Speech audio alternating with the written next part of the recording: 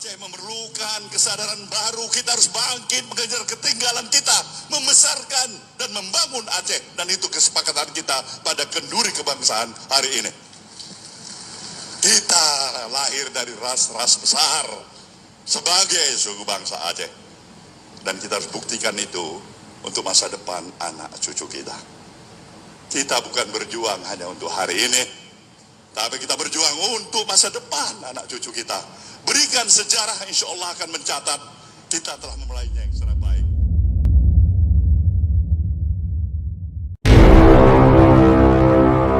Tandingannya menurut apa yang saya pahami, luar biasa sejarah kebesaran Nagro Aceh Darussalam ini. Lihatlah betapa dia memberikan catatan-catatan penting, bukan hanya pejuang-pejuang nasional, tokoh-tokoh nasional, tapi pahlawan-pahlawan nasional. Dan yang tidak kalah pentingnya, kita masih ingat, dunia memberikan penghormatan. Aceh pernah melahirkan seorang laksamana wanita yang pertama di dunia yang bernama Malahayati. Bung Karno sebagai Presiden Republik Indonesia yang pertama, proklamator bangsa, juga memberikan sebuah penghargaan khusus. Aceh adalah daerah istimewa. Aceh adalah daerah modal. Dan itulah yang disambut dengan sukacita, penuh dengan perasaan yang luar biasa oleh rakyat Aceh. Ketika pemerintah Indonesia, dalam hal ini pemerintah pusat, menyatakan kita memerlukan sesuatu yang penting sebagai alat komunikasi, diplomasi internasional kita. Kita memerlukan kapal udara, kapal terbang. Maka tanpa ada pikir panjang, seluruh perasaan yang ada penuh dengan dinamika, sukacita, tanpa ada yang memaksa. Ada yang memberikan apa saja yang mereka miliki. Gelang di tangan, cincin di tangan, anting-anting di telinga, uang yang ada. Inilah sumbangan pada rakyat Aceh. Berikan dan belikan itu pesawat udara. Lahirlah yang namanya Sulawak 1 dan Sulawak 2. Itu ketika Aceh mengawali perjalanan awal kemerdekaan bangsa ini. Episode selanjutnya kita ketahui Bapak Jokowi pasang surut perjalanan sejarah Aceh. Penuh suka dan duka.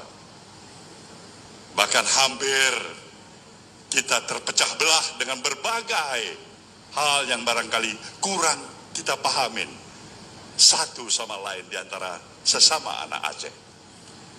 Saya bersyukur dilahirkan dan meminum susu ibu seorang putri Aceh. Saya bersyukur dibesarkan dan mendapatkan didikan dari seorang ayah, putra seorang Aceh.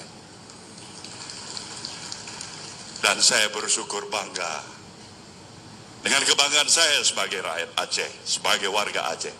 Tapi saya selalu mengingatkan saudara saya di Aceh, kebanggaan dan kecintaan saya di Aceh, saya harus kalahkan demi kecintaan dan kebanggaan saya untuk Indonesia Raya. Nah, ini pikiran-pikiran kami, Bapak. Karena apa yang saya pahamin, daerah modal adalah daerah yang memberikan dan melahirkan lahirnya sebuah negara kesatuan Republik Indonesia.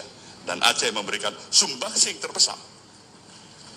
Dan untuk itu sayang 1000 kali sayang kalau apa yang sudah ditanamkan, istilahnya human investment, historical investment, tersia-siakan karena pikiran-pikiran yang berpikir untuk strategi jangka pendek.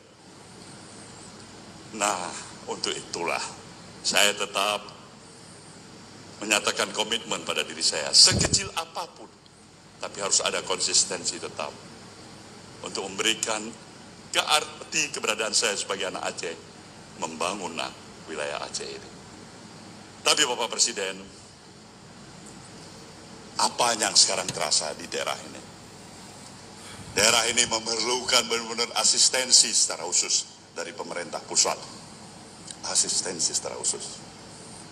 Daerah ini memerlukan supervisi secara khusus walaupun telah mendapatkan kehususan sebagai daerah otonomi khusus. Otonomi khusus seperti apa yang dihantarkan oleh Bapak Pelaksana Gubernur tadi sudah berjalan 16 tahun dan akan selesai 7 tahun lagi. Ketergantungan kepada otonomi khusus terlalu besar bagi jalannya roda pembangunan di wilayah Aceh ini. Dan itu artinya tidak sehat. Tidak sehat. Bahkan berbahaya itu kalau itu terus-menerus tidak ada perbaikan ke depan. Maka saya hanya mengajak pada seluruh putra-putra Aceh atas dukungan, atas restu, atas blessing para abu-abu, para ulama, tokoh-tokoh masyarakat, cendekiawan sivitas akademika, dan tokoh-tokoh masyarakat lainnya. Mari kita bersatu. Buang pikiran-pikiran kepentingan jangka pendek, apalagi bertikai di antara kita satu sama lain. Aceh memerlukan kesadaran baru. Kita harus bangkit mengejar ketinggalan kita, membesarkan dan membangun Aceh, dan itu kesepakatan kita pada kenduri kebangsaan hari ini. Kita lahir dari ras-ras besar sebagai suku bangsa Aceh, dan kita harus buktikan itu untuk masa depan anak cucu kita. Kita bukan berjuang hanya untuk hari ini, tapi kita berjuang untuk masa depan anak cucu kita. Berikan sejarah, insya Allah akan mencatat kita telah memulainya yang secara baik. Dan itu semuanya juga tidak terlepas dari ketulusan, dari keikhlasan, dari kekuasaan otoritas yang dimiliki oleh seorang Presiden Republik Indonesia yang bernama Jokowi. Bapak Jokowi, di antara kita masyarakat Aceh dengan Bapak bukan orang asing. Bapak telah mengenal asam garamnya Aceh. Bapak sudah meminum air Aceh yang lebih banyak daripada orang perantauan. Makan di Aceh, tinggal di Aceh, mengerti budaya Aceh. Dan Bapak punya hati yang murni terhadap Aceh. Kami bangga pada Bapak.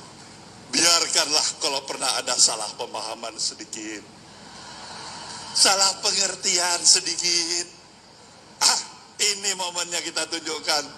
Bukan Jokowi sembarang Jokowi. Inilah Jokowi miliknya Aceh dan miliknya Indonesia. Maka hari ini insya Allah, para hadirin yang saya muliakan, kita tadi telah melihat bagaimana pelaporan sejumlah para menteri mengiringi kerja Bapak Presiden. Bantuan-bantuan yang konkret, bahkan yang lebih spesifik lagi, saya pertanyakan tadi malam di depan Bapak Presiden kepada Bapak Basuki, Menko PR, kapan jalan tol itu siap? Jawaban konkret sebelum 2023. Itu membesarkan hati kita dan berikan aplaus kepada Bapak Jokowi. Jalan itu penting, karena dengan pentingnya itu Aceh membuka isolasi dirinya. Dan insya Allah akan banyak perubahan yang berarti. Tetapi bukan hanya itu, saya tahu Presiden kita ini punya hati. Presiden punya ini perhatian khusus. Presiden ini melihat saya juga sebagai seorang sahabatnya. Dia tidak menginginkan sahabatnya menangis dan meratapi keterlambatan progres pembangunan di wilayah Aceh ini. Dia sayang saya sebagai sahabatnya, mewakili kita semuanya masyarakat Aceh, dan insya Allah untuk itulah kita berdoa bersama, kita berikan dukungan bersama. Bapak Jokowi akan memberikan perhatian yang lebih baik lagi untuk kemajuan pembangunan wilayah Aceh yang kita cintai ini.